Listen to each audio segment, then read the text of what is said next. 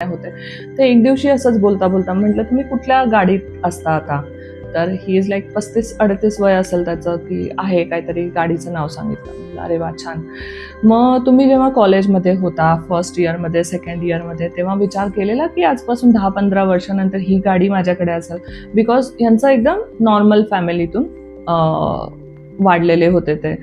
तर म्हटले नाही, असा विचार तर नव्हता केला. म्हटलं मग त्याच्यासाठी थँक्यू कधी बोलणार, है ना? कारण त्या गोष्टीनं आपण विसरून जातो. ठीक आहे, बघा ना, आज तुमचं जे स्वप्न आहे, 10 वर्षापूर्वी तुमचं स्वप्न काय होतं, नक्की त्याच्यापासून ना तुम्ही 4 पावलं पुढेच असतात.